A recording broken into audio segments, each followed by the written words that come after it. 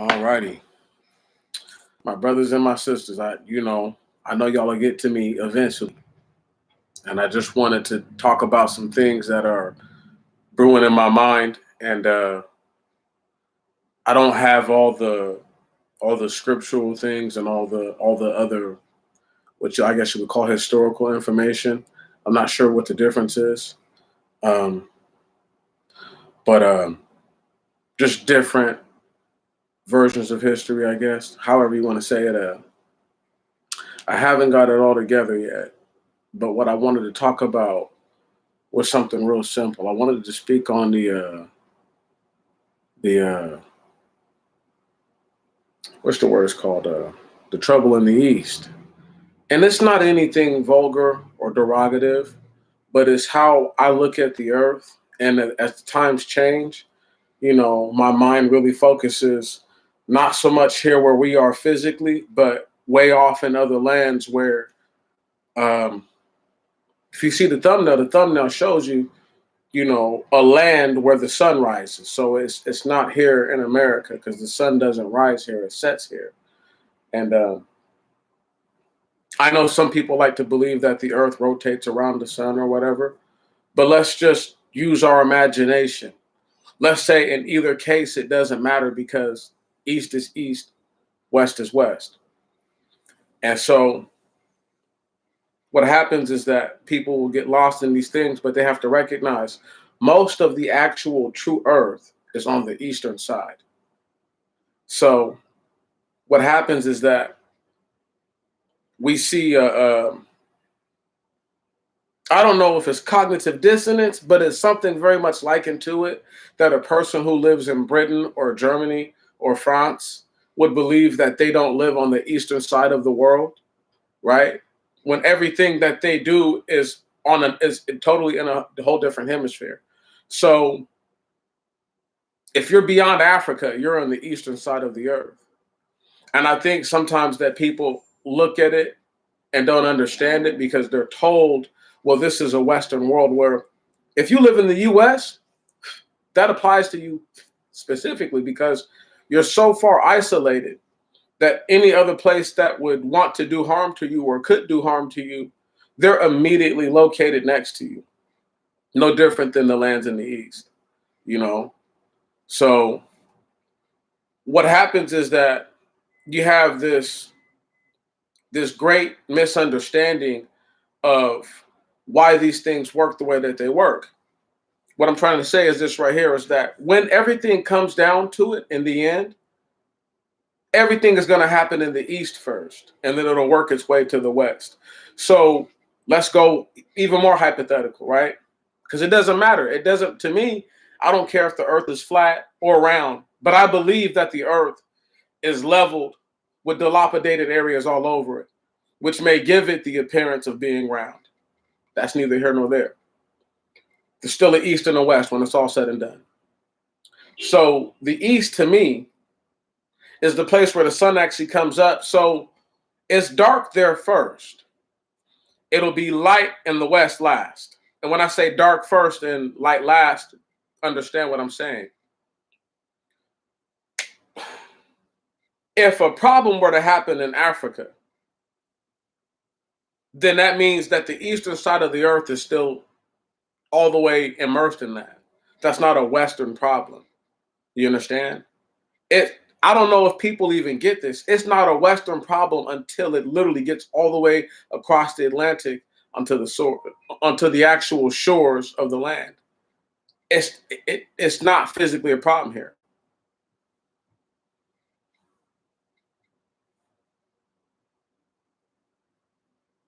I don't know why your glasses are so fly, brother. You just might like them a lot.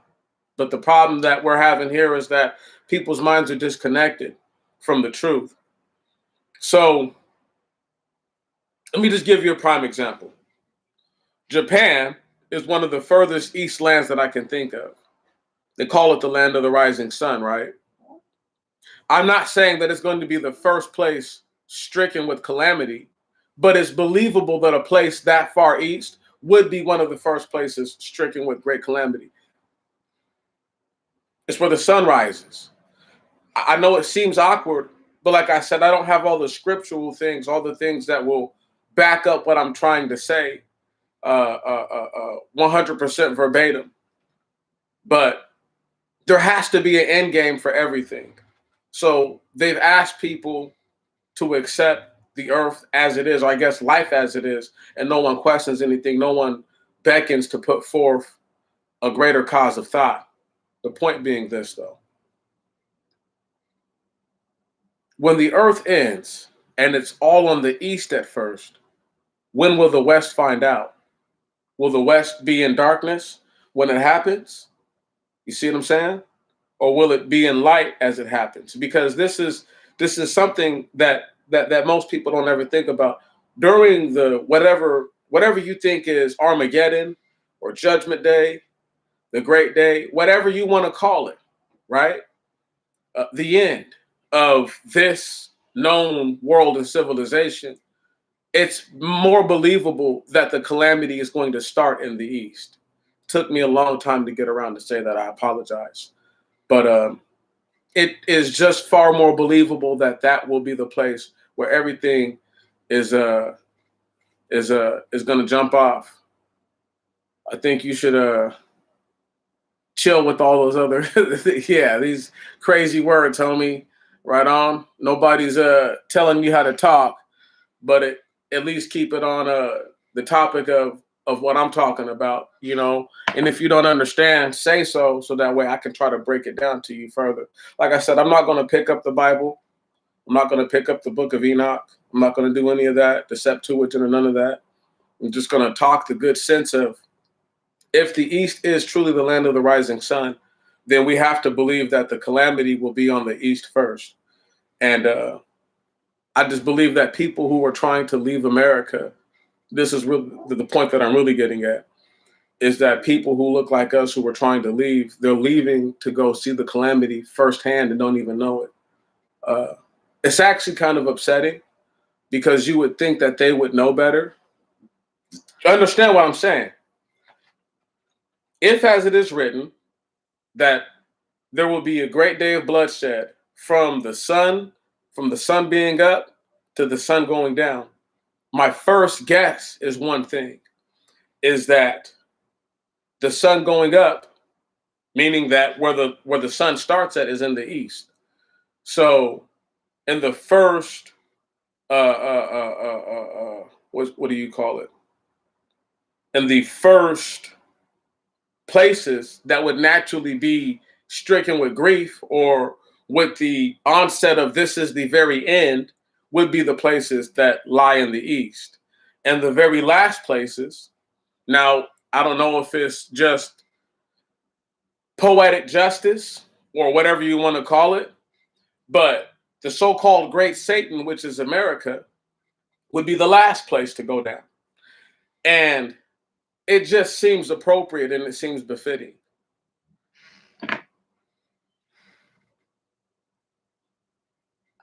One can only hope that the Anointed One loves them. One can only hope. However, I'm not here to profess my believed favor found by the Anointed One or anything like that.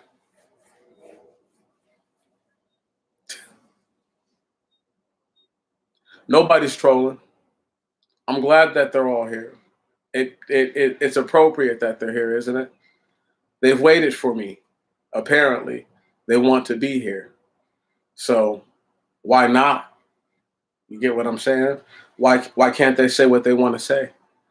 Still, like I said, if they could keep it closer to the subject, that would be better. So that way we all can understand what I'm talking about here. The trouble of the East will be something that it's a one-day event, y'all. The end is a one-day event. There won't be time to text and tweet it and to Facebook it or none of that. So while you get the time to start to make peace with the truth that is most definitely coming, that there is no way out for the powers that be other than some sort of great conflict. Uh, and none of them technically they don't have to make it. That's the shitty part about it, is that they don't care about dying. They don't care about the future or anything like that. They don't have the mind to think like that. So it kind of puts all of us in a really, it kind of puts me in a really, really precarious position, because to speak on these things is like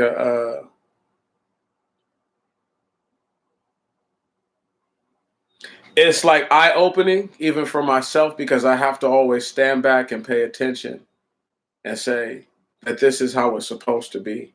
So there's no need to try to say, there's nothing to preserve, you know, there's nothing to, as far as like this country is concerned, you know, my people is all I'm worried about. And I would hope that Black people would eventually start to realize that going to foreign lands to get away from the woes of the so-called America could be the end of them before they know it. And it could be something that they find dastardly, as far as believing that they were in the favor of the grace of the Most High God, and they truly weren't. So I would just, you know, implore my people to think uh, and to really believe that when the great day comes, that it's going to be the great day of calamity. Uh, it's going to be the day where in which your phone doesn't work, the internet doesn't work, nothing works the way that it's supposed to work. And there won't be an excuse. You understand? There's not going to be anything left. There's not going to be anything that anyone can do, so to speak. And I do believe that there's going to be a lot of Black people, along with the Gentile counterparts, who are pretty much in places that they would not normally have been at. You know,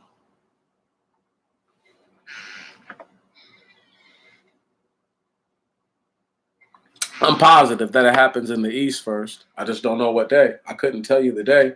I've been trying to pinpoint the day for the better part of 2 years now.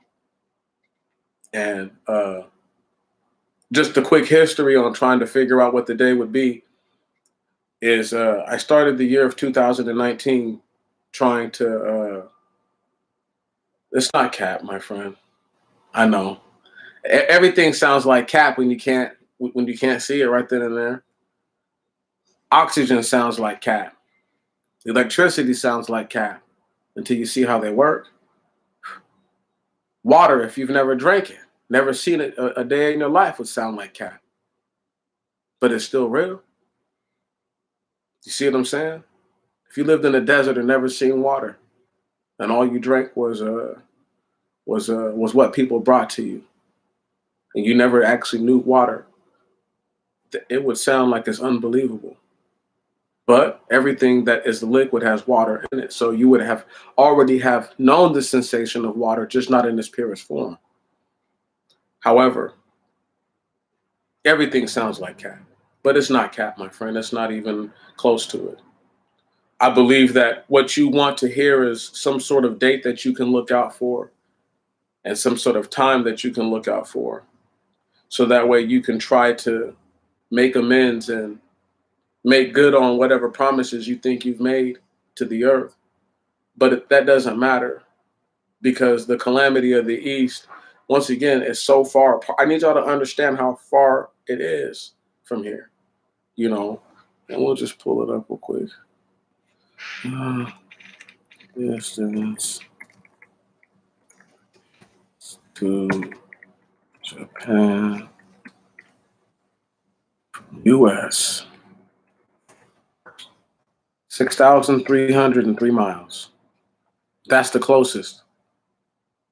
Now, how they have it set up is like the little backward little, where it's showing us the picture of Japan, so called, and you know, Japan's on the actual other side. It's not on the right side. It's on the left side of the U.S. So it's on the western side.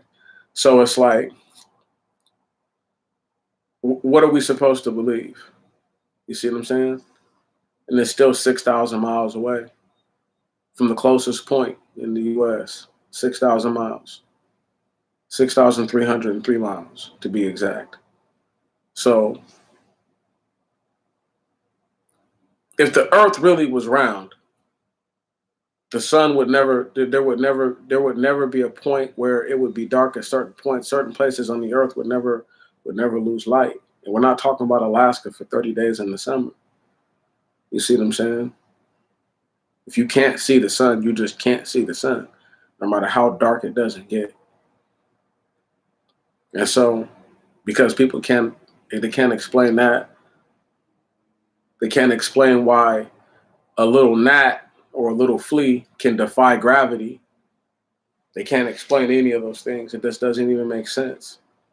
But because we're supposed to be bound by such forces, benevolent or malevolent as they may seem, it just seems as if they who are supposed to be informing us really don't know a damn thing. And the people who are most apt to being confused are those who feel as if they've had the least given to them or the least done for them, or they've been able to enjoy the least of the fruit of their labor. However you want to say it, because everyone's perception is different. Everyone's view on life is different.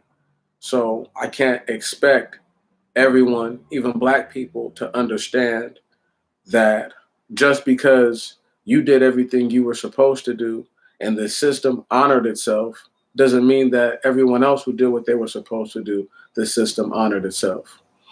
And because of this, I have to always push back on just the basic information, you know. And y'all can thank Brother Andre for the little gnat analogy, because it really makes the most sense when I bring this up, is that if you believe that the earth is a circle, there are no such thing as directions. There can't. I got this ball in my hand right here. Even if you're looking at it, how you doing, sister? If I rotate this ball like they say that the earth is rotating and spinning, right? And you can't tell where which way is what, how is it that there's directions on here? How can you have a north, a east, a north, a east, a south, a west? How can there be directions? And I hope all is well, sister. I really do. I pray that everything is good. But how can there be directions on this ball right here? So if I say that this is not the plane we live on, and I say the plane we live on is more like this, no matter how people want to feel about it, it has corners and edges and all that. And with this in particular shape, the way that it's made, it has to have directions. No matter how I show it to you, there's a north, a east, a south, a west. It has a true polar directions. But this object doesn't. And so this is why I push back, because I have to have my people to understand that this is my left side. Okay, so we're going to say that this is the west side. This is my right side, so this is the east side. I'm saying that the problems that's going to start on the earth when the sun is coming up, when something that's actually shaped like this is coming up, right, on a plane in the surface like this side is going to be in trouble first. And then as the sun comes over and gets to the west side, this side will be destroyed, done with, and whatever going on over there. And this side will be meeting its destruction as the sun sets. Now, I know that's hard for people to understand. I know that sounds extreme. But the most realistic thing is that that's what's going to happen. Is that in order to take out the so-called Great Satan, a whole lot of these nations, so-called nations, are going to have to do to the death combat with one another because of the difference in ideals and in the difference of the goals and the end product or the end sequence that they desire is not the same. You know, all is well with me, sister. You know, everything is okay. I'm straight. I'm just breaking down some stuff so that way we can all get on a similar page. We don't have to be on the same page in the same paragraph at the same sentence, but we need to be somewhere in the same chapter. You know what I'm saying? So that way what I'm talking about is not left behind on their ears, or they don't feel as if that I tried to purposely leave them out and I wanted them to not have a chance at, at saving their own souls, as far as not trying to save their self when things start to get fishy here in this land, because that's what a lot of people are going to want to do. We're only in September. Okay. Still well over 400 days left in my count. And people don't understand. In a year's time, we could easily be in a, for sure, full-blown conflict somewhere, or one could have already initiated and engaged itself, and I can almost virtually guarantee that it's going to be in the East. The trouble will be in the East. That's where it's going to start, but the West is where it's going to end. It's going to play out like the real cycle of the sun.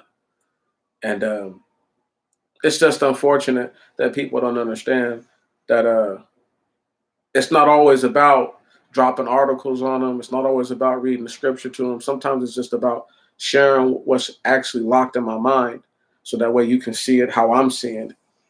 So if the scriptures say that on the great and terrible day, scripture being the book of Enoch, if it tells me in there that a man shall slay his son and his son's sons, right? If it says that a brother shall kill a brother, the honored brother, pretty much neighbor killing, and it says that the streets will flow with blood. So if I believe that to be any kind of true, and it doesn't mean that I'm focused on death and violence, it means that I'm aware that the true future that's held for this earth is not one that they believe that they deserve. But they don't understand that if you enact a certain sequence of actions, there has to be a certain type of consequence for the initiation of those actions. You don't get to light a fuse to a bomb and the bomb not blow up, or that's the intent of lighting the fuse. So when the bomb blows up and it destroys this area, or it creates a cave for you, whatever it does, right? You can't act as if whatever happens behind you doing that there's no, people deserve the right to what they think. Deserve it being that they are the one who's living, they are the one who has to die eventually. So that's their right to think whatever they want to think. So if they come to a different conclusion than you come to, that's fine. It shouldn't be because uh, it shouldn't be because one person doesn't like the other person, or this person doesn't agree with the base principalities or ideologies of another individual.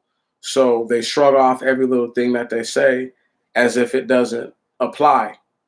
I.e., a person blows up something with the bomb and they kill innocent people who don't know that the bomb is even there, right? And they kill these people. And as opposed to them rectifying it blood for blood, they try to pay someone off with money, right? So who knows how many long years people go through different things. I'm just being real base with my example, so that way we can apply it to, you don't know how long someone's going to hold on to that, and because you don't know how it affects them.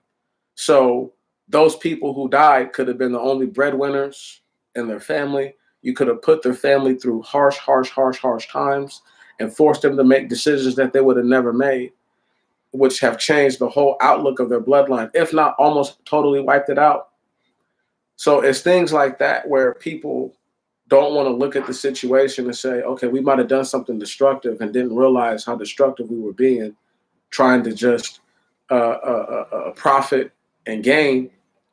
But the profit and the gain that you were seeking was not really something that's beneficial, because it's made it again to where once again now you have somebody who has a legitimate grievance towards you that you haven't even, to offer someone money or coin or whatever kind of valuables and goods for blood, it doesn't mean that they actually accept that as a true means of doing that. They may just be taking it just to take it. You see what I'm saying? Like, for example, to not get nothing out of the situation, they may take this. And they may say whatever in their mind, but in their out of their mouth, they can say whatever out their mouth, but in their mind and in their heart, they're totally different than what they're actually speaking. And so just because black people say things like, oh, I think racism is dead, it doesn't mean that they actually believe that. It just means that out of their mouth, that's what they said. And so sometimes you have to recognize that, what's understood doesn't have to be explained. You don't know what this person has been through to get to where they're at, to accept the things that they've had to accept. And everybody's path and everybody's destiny and journey and fate is different. So I'm never trying to superimpose or even impose on you the idea that just because that's a person who looks similar to you or looks like they have a similar struggle to you, that you have to acquiesce and capitulate, to what they say. And it doesn't mean that you have to surrender your own past and your own experiences for the sake of trying to honor theirs. That's not what I'm saying. I'm just trying to put it forth to you that, like, how we've been taught is such a backwards dynamic that it's so difficult for me to even talk about the East and to know that there's people who really believe that if you fly in a circle, they really believe that if you fly in a circle like this, that you could circle the earth.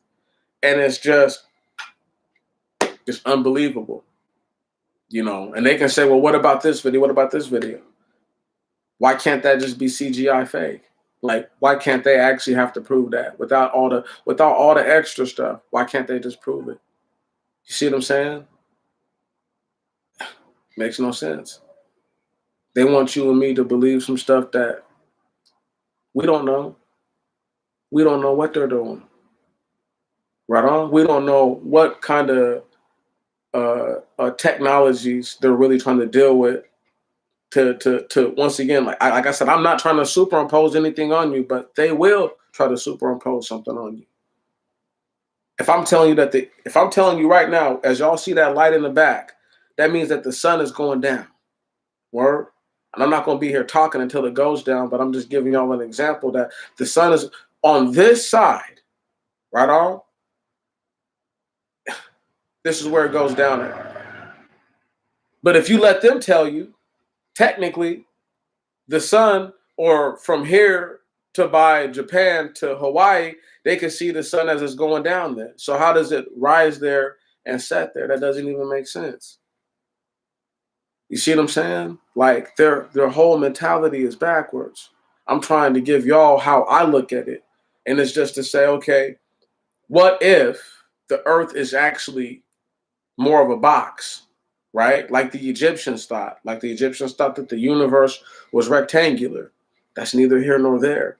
But if the earth is anything like that, anything likened to the universe, that means that there's a one side and then there's another side.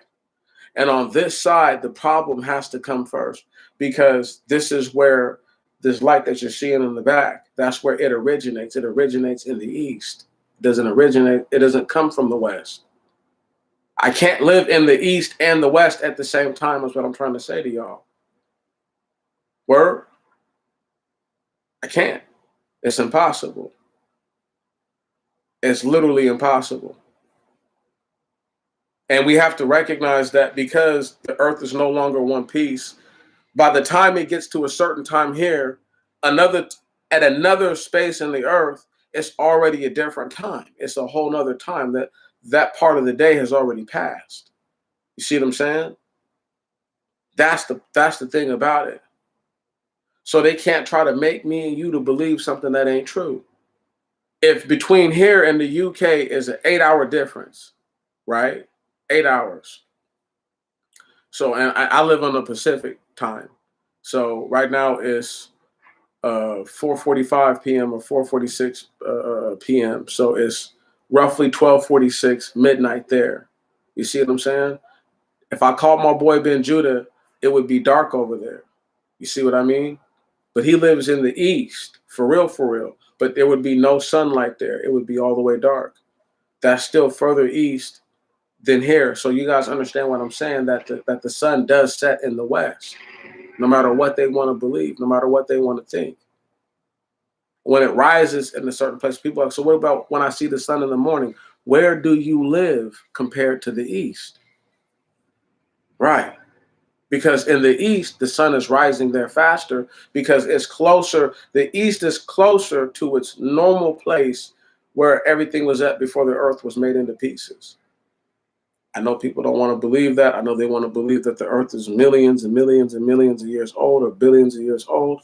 Whatever they want to believe, that's on them. But what's not on them is to try to tell me about directions: east, west, south, north.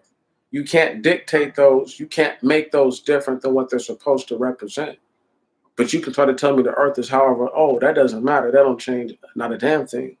But what changes something is when you tell me that you can produce east, west, south, north on a spherical object like this, but will try to tell me that even though something that looks more like this is more germane to those directions because it has corners and ends, so it's definite.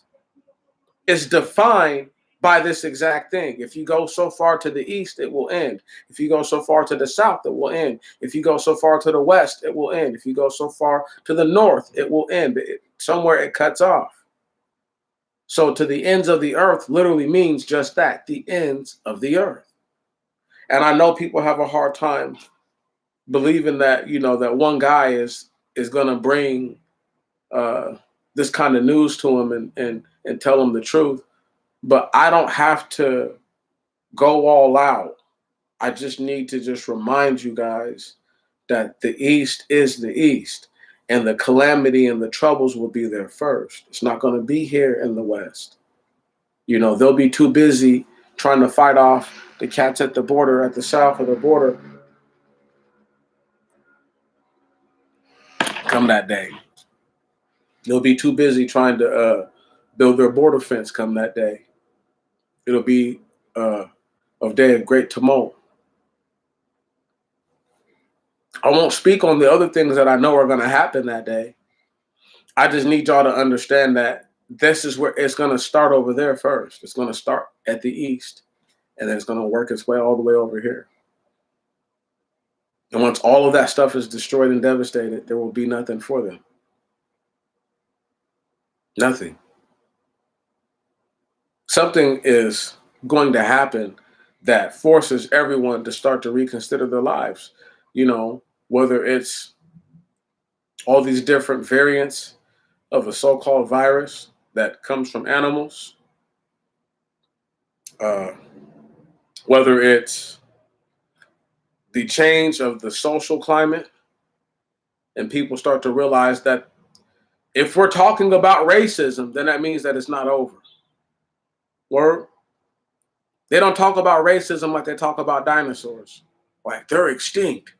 They don't exist anymore. No, they don't talk like that, right? And even though they claim that dinosaurs exist in different life forms, now different life forms of animals, so that means that they're not extinct. You see what I'm saying? So their whole logic is backwards at best, but it's deceptive and wicked at its worst stage. And we have to be considerate of these ways that our enemies possess. I literally cannot tell you how proud I'll be in the day where I start to see Black people actually begin to pull away from all the things that are holding them down. They can think I just need to just stop watching sports or stop. It's deeper than that. It's the mindset. It's the belief that you can have it great now here on the earth, not suffer very much, go through the same trials and tribulations that even poor, rich, and everything in between go through alike, and believe that because you were a good person in your own mind, that you believe that you deserve some sort of a pardon, that you believe that you deserve mercy above the true saints. And I'm here to try to tell people like that, hey, you need to get your life together. You need to really totally start to think about how you're going to go forward. Because when it happens in the East, you're not going to know here in the West. You're still going to be asleep. You're going to be drooling out a drool all over your pillow and shit. Word, slobber on your face and stuff, looking crazy. Waking up, wondering what's going on. Okay, it's unless you just a night owl, right? And then even then, you have to worry about not being well rested. There is no way to come at the situation that's coming. There is no way to be totally prepared for it. You can stock up food, but it's one day. It's a one-day event. It's the greatest event that's ever going to happen on the earth, as far as I know. In the days of those who shall be living when it happens. The greatest one-day event. And it'd be even greater than when Moses took the children of Israel out of Egypt. It'll be even greater than that. It's going to be a great one-day event. It's going to be an epic one-day event.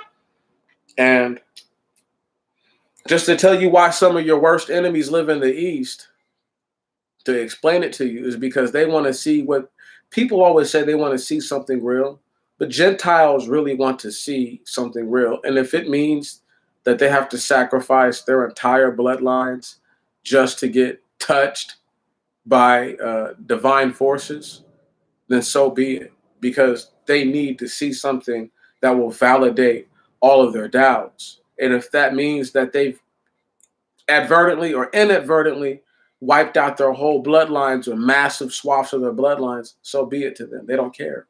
And that's how you have to start looking at some of these cats. They don't mind the fact that the prophecies say that the Most High's anointed one, the Messiah, right, the chosen one, is going to come down here. The Son of Man is going to have his hands soaked with blood. He's going to be covered in blood, coming from different places. So if he really is going to come to Jerusalem, those who are in Jerusalem come that day, he's not going to be coming there with roses and chocolates, hugs and kisses.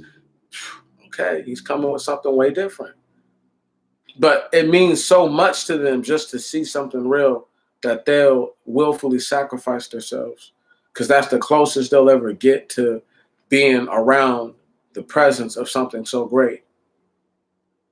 They understand that they're not the chosen people. They know it. They embrace it. What they don't want us to do as people who could potentially be the chosen, be the elect, be the anointed, right? Be the holy and the righteous, is that they don't want for you to have any hope of salvation through doing what you're supposed to do, which is to keep the laws of Moses. We're not going to get too far into that, but to do the right thing. And they know that they've had their chance to show that they were worthy of the kingdom, and they didn't. And this is every Gentile that's on the earth, because not one of them abstained from the ways wherein which that made them heathens in the first place, which is fornication, which is the eating of blood, okay, which is manslaughter and things like that of the nature. Their general way of living was considered highly unscrupulous. And when, once again, they were given the ability to show their worthiness by chastening the children of Israel, that they would turn back to their God, they didn't do that. Instead, they created their own images. They created their own self-aggrandized ideas of who they believe the Messiah to be and what they believe God to be. And they've taken that idea and they've superimposed it onto all the land. And they, in so many ways of trying to explain it, they did what Jeroboam done when he was told, when he was going to be given the 10 kingdoms. When I want to say the prophet Nathaniel, I could be wrong, but it was a prophet who came into the field and he tore up the robe that he had on the raiment that he had on, and he tore it up into 12 pieces, and he told him that you're going to get 10 of the tribes, and the other two would be by themselves. And so why this is so important is because it's no different than them. How Jeroboam was told, if you do right, if you do that which David did, which is right by the Most High God, save for the matter of Uriah the Hittite, uh, that your house will never disappear. Your house will always be here, meaning that your bloodline will always be on the earth. And because Jeroboam chose not to do that, Jeroboam's whole bloodline got wiped out. Israel ended up being, which they're still right now to this day, captives of the Assyrians. And obviously the banishment and the deportation of Judah would take place, some thousands of years later. But that's not the point. The point is that the Gentiles had a similar type of a situation, and because they've never ever willfully acted to change and to show the people that you're actually these people in this book, and if you guys do right and actually repent, then you'll be restored. Everything that is yours on the earth will be restored to you. But because you have groups who have a vested interest because they've worked so hard and so long, and what they've sacrificed is inexplicable in their minds to go back on, it would feel like the ultimate betrayal or greater betrayal of your nation in some cases. And so you have this dynamic where some of them want to do the right thing, but there's just not enough of them who want to do the right thing, or they're just not powerful enough to do the right thing, meaning that they're not true shakers and movers. And that does affect how the situation has played out, and that does affect how it's going to play out. I could only imagine who's going to be up during the day when everything changes, when they don't even have to just be worried about, natural disasters. They're going to have to be worried about someone that has 2 eyes, 2 legs, 2 arms, 2 hands, and 2 feet, tongue and a mouth and a nose, and a brain in between those 2 eyes and those 2 ears. And they're going to have to be worried about that thing, because those are going to be the most dangerous ones to them. Because who knows what's going to happen? We don't know if there's going to be some kind of frequency unleashed upon the earth where folks go crazy. We don't know if there's going to be some kind of warning given to all who inhabit the earth as to what the instructions are. We don't know actually what's going to happen. And so because of that, it's best that you know that it's going to happen in the East first. So you could be up, let's say hypothetically at 3 a.m. Eastern Standard Time, so 12 Pacific, and it's dark outside, and it could be going down on the East. And you could be trying to get on your phone and try to get on the internet and try to go to the ATM, and everything is messed up. And you're like, man, I don't know what the hell is going on. But by the time it makes it here, by the time the calamity gets here, it'll be like, I'm not going to say too late to act, but it's going to be at that point to where whatever sort of measures that they wanted to take, whatever things that they wanted to do to get right, it's going to be too late for all that stuff, So for like all the cats and all the characters who were like, well, I'll get this taken care of when I can, it's not really that important. It's not on God to do what. So it's not the Most High God's job to make sure that we're prepared to be in his presence, or even in the presence of the angels, or just the divine, period. It's not his job to do that. He's already done that before and left the instructions. The instructions are clear. But because people have to push back on it with their own self-assuring and their own versions of what they believe virtues and justice and righteousness are and godliness are, because they don't actually truly understand any of those concepts, what you find is you have more individuals now who are confused and who are seeking knowledge than you have individuals who actually have obtained knowledge in the age of so-called information. Now, I want y'all to really think about what I just said. I'm saying that there's more people right now where the information they could go and search out, they could search out virtually anything they want, whatever they think of in their mind, put it in there. And if nothing comes back, find a different way to say it. And if there's nothing about the information, maybe you could be the person to introduce that information to the earth, or go out and search it out and then bring it and present it. But and at this point, there's so much information out there, and people are so ill-informed, so uneducated. Even though they can read and put words together, they can't tell you what those words together mean exactly, or they don't have the greater meaning of what's being portrayed to them. And so therefore they're in want of knowledge. They're in want of information. There's a true famine and thirst for knowledge, because it has been so few and far in between of the individuals who would try to justly deliver any kind of information to you.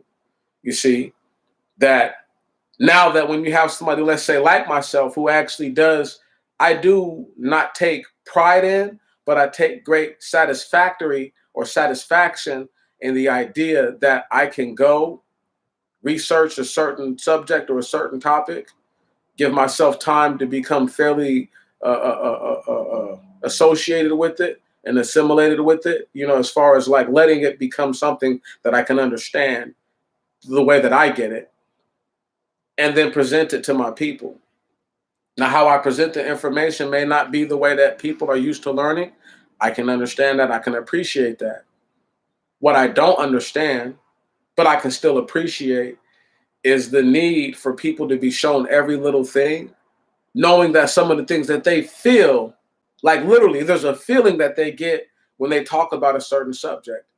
So when they talk about the end, and they talk about the last days ever on earth, and nobody wants to tell you like, well, where it's going to happen or when do they think it's going to be, that's because I'm not talking about when the day, I'm talking about when will it happen? Like, will it happen at the beginning of the afternoon, or will it happen at the beginning of night? My idea is that at the start of the day in the land of the East is when the great calamity will begin. And on that day, none of us will actually truly know. It'll just be, it'll be like almost dream state-ish, where, have you ever been in a dream? Have you ever had a dream and you were waking up and going back to sleep and waking up and going back to sleep, and you were having a hard time discerning for a moment, like what was real and what was fake? It's going to be kind of like that, because there's going to be so many shocking events and so many mind-blowing and mind-captivating events that take place at once, that a person will have a hard time rendering, is this even real or not? And it's going to be real. It's going to be so much on the person. It's going to be so much on everybody, man and Gentile alike. It's going to be a lot to deal with. And the East is in trouble. The East has more evil, as wickedly evil and racist as America has been to a particular sect of the tribe of Judah, because Judah is at all four corners of the earth. I would have to say that the East still has done more evil overall. So when you count the Franks and you total up what they've done, when you count the Khazars and you total up what they've done, when you count the Mongols and you total up what they've done, and then when you take all three of those groups and you get the amalgamation of them and the total things of what they've done, you get so much wickedness and so much evil, contrite behavior. A trite behavior that contrite would be somebody who's asking for forgiveness. Trite is pretty much the opposite. Somebody who's acting up. Anyway, the trite behavior that they have is,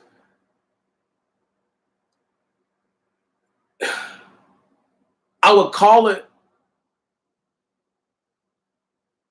At best, it's deplorable. You see,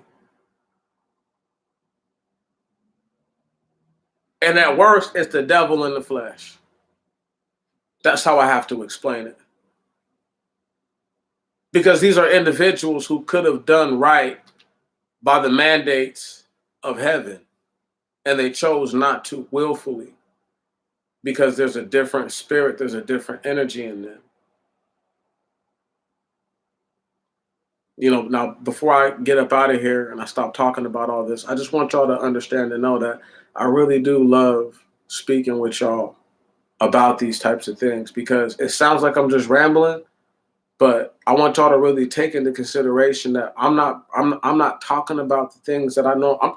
I assume you have been dealing with me for long enough to know that some of the lands I'm speaking on have to be Russia, have to be China, have to be Iran, right?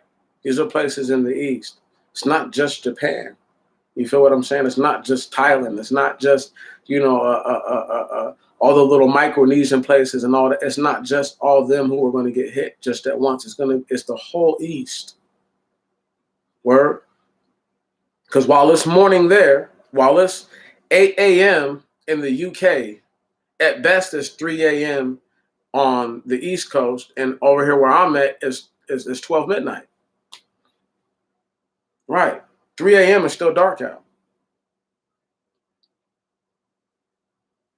Don't get what I'm saying? At 3 a.m. it's still nighttime.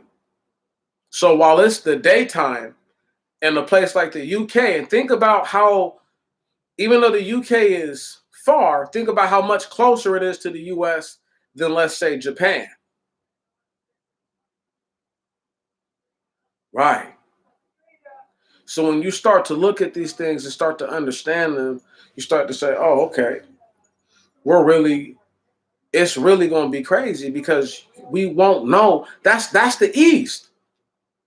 The UK is still the East, no matter if they tell you that they have a Western mindset or not.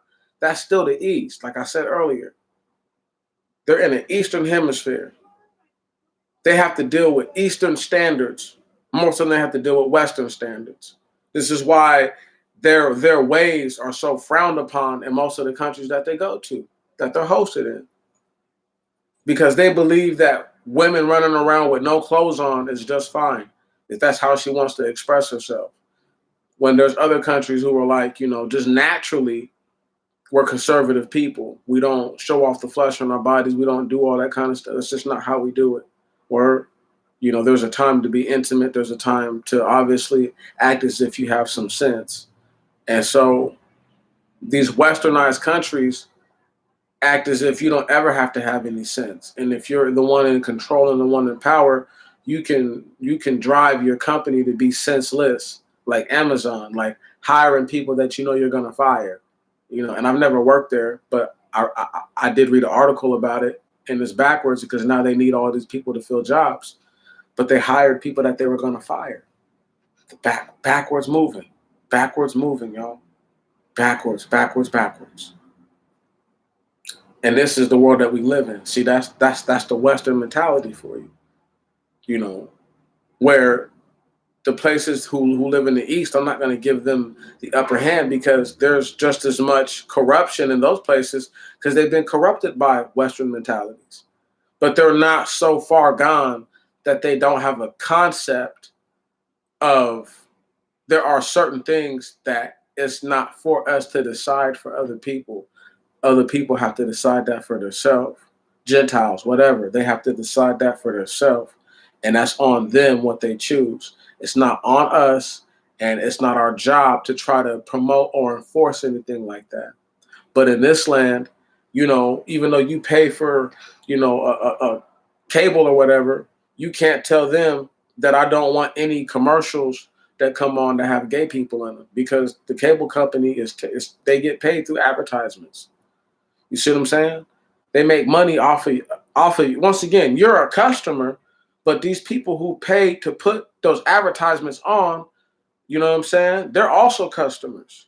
And so how much money do you think they pay monthly to have their stuff advertised? Big money. So who do you think they take more serious? The folks who are advertising. You see what I'm saying? It's backwards shit like that that makes it to where a country like America could tell you that, you know, that you're in a free country, but if you tell them that, hey man, I don't want to see no gay commercials, I don't want to see no shit about no biracial, interracial couples, none of that type of shit. I don't want to see none of that. Where I want to see black people on my TV. They'll call you racist. If all white folks want to see is white people, let them. If that's all these Gentiles want to see, let them. They don't want to see not one nigga, not one nigger, not one Afro black person, Afro whatever person, from all the way white skin looking to all the way black skin looking. If they don't want to see no Afro people, so be it. Let that be the case. But you can't even choose in these lands what it is that you want to be inundated with. They tell you that you have to do this, and if you don't accept it, you're a bigot, you're a this, you're a this, you're a this. Telling people who've been systematically oppressed that they're bigots, right? At best, that's what they could be.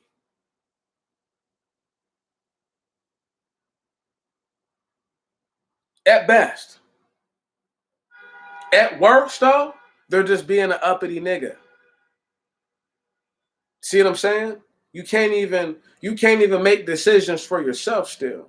But they want us to believe that this shit is free and you have a democracy and all this, that, and the other. No, at least the East understands that if you try to force shit on people, if you really try to force certain shit on folks, they will turn the fuck up.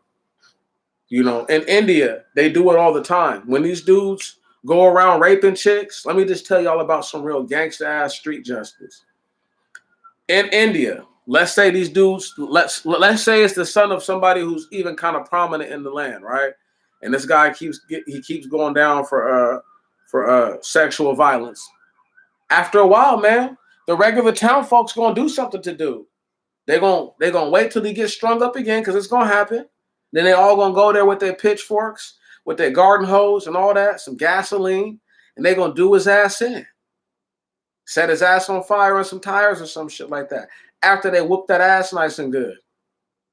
See, it's different over there, right? See, rape is punishable by death in almost every country, but in so-called westernized countries. Hell, back in the day in America, rape was still punishable by death. Told y'all about this in the last joint I made, where the 7 brothers back in 1951 were all convicted of a murder, and just this year they get posthumously pardoned. Ain't that about a bitch? After you done burnt me to a motherfucking nigga crisp, now you want to posthumously pardon me? Get the fuck out of here. It's backwards. But the East will fall first, because the East has not held the West to account.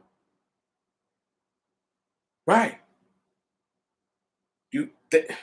They have not held the West to account. What they did was they pimped out their own, they solicited their own, they exploited their own. Word? And this is from Russia to India. Ain't none of them innocent of that. They're all in on that. Every last single one of them. So it's not like there's one group who didn't fall into the disorder or the disarray of betraying your people. They all played a hand in that. And so this is why I have to just tell y'all that the East is going to get it first. The trouble in the East is going to come sooner than people think. I don't care how many days are left. I don't give a fuck if this bitch stretch all the way out to 2024, 2028, to 2035. I don't care how long it can only last so much longer. The condition all this stuff is in. There's not going to be a magical kumbaya moment. It's not happening. There's too much blood out there. There's too much hate out there. Like I said, I've met Afghan refugees already. Folks, I ain't never seen walking around Tacoma. Y'all know I put it in on these two legs, these 2 feet. Y'all know I put it in on them. One of them gave me a cup of water, ice water. You know, He was cool enough to do that. I ain't gonna sweat him for that. I get it. I don't even know the dude's story. Who knows what he's been through? He could have been an interpreter, been a bona fide traitor in a sense, or maybe an interpreter because the Taliban murdered somebody in your family. Who knows? Or maybe he just had to get up out of there because his whole family had to leave. Right? You see what I'm saying?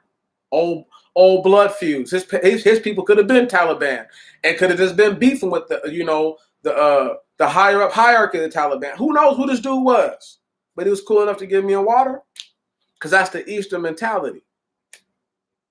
You know how many white folks I don't walk by on hot ass days and they offered me a damn thing? Not even a hello. Complete stranger was sitting down as I was walking, got up and said, "Hey man, you want this other water? I haven't drank off of it. I barely touched it or anything like that." I said, "Yeah, I got you, bro. Thank you. Appreciate it."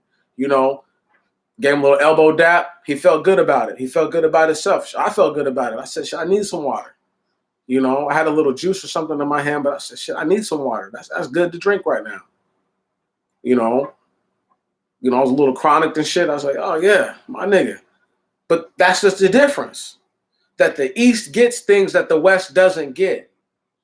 And basic sensibilities that Black people practice don't come from the West. They come from the East.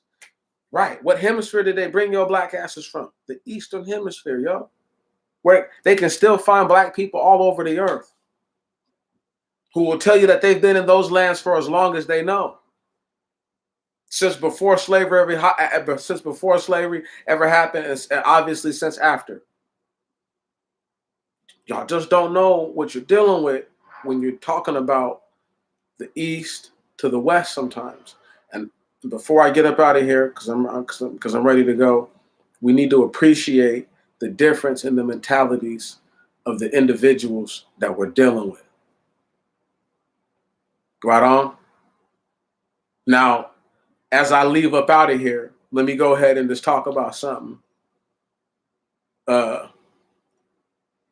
don't have any problem with my brother Kwame Brown. In fact, if it was me, and I ain't going to delete none of that stuff right there because I want people to see that. I want people to see the disrespect they have for their brother, but the disrespect they have for me to come here and to make a name like that up, right? That could be Tommy Sotomayor. That could be anybody who don't like Kwame right now. But I'm guessing it's Tommy Sotomayor. Right on? I'm pretty good at guessing. Guessing that another one of these is either my guy Ego, right on, with the cap talk, and who's this other person? The scraper cat, right on. All these cats. These are all cats who were. I stopped messing with. I don't bother these dudes, and they want to come bothering me, y'all. Right on. I pray that none of them take no trips to the East come the days of great calamity. You never know. Tomorrow could be the great day. Any day from now is the great day. And that's what they need to start thinking. So before they think I'm talking all cap or all crazy, before they come in here smearing another man's name around, they better get their shit right. And they better get their lives right and sweep around your own front door, like the song says. Can y'all dig that? That's all I'm doing. I'm just pushing my broom right now. I'm minding my own business. I ain't bothering nobody, ain't messing with nobody. I appreciate all my brothers and sisters who came and listened to this rendition of The Trouble in the East. This ain't gonna be the only part that we talk about the trouble in the East, but I feel like I've touched on it enough. I need to do some follow-up work, and I need to start producing and presenting the scripture that supports everything that I'm saying. And the most of it will be to begin with from the book of Enoch, and then we will slowly work our way into the New Testimony. I won't even use the Old Testimony like that. I'll use the New Testimony to ask y'all to see who does Jesus guy more sound like, and do y'all think that he said two things, one that goes directly against the other? And we're going to start to break it all down. And we're also going to talk about at what land do you think that Jesus was living in, if not the East? Your people, if you really believe you're an Israelite, you're from the East. You naturally have Eastern ways. My hands are up.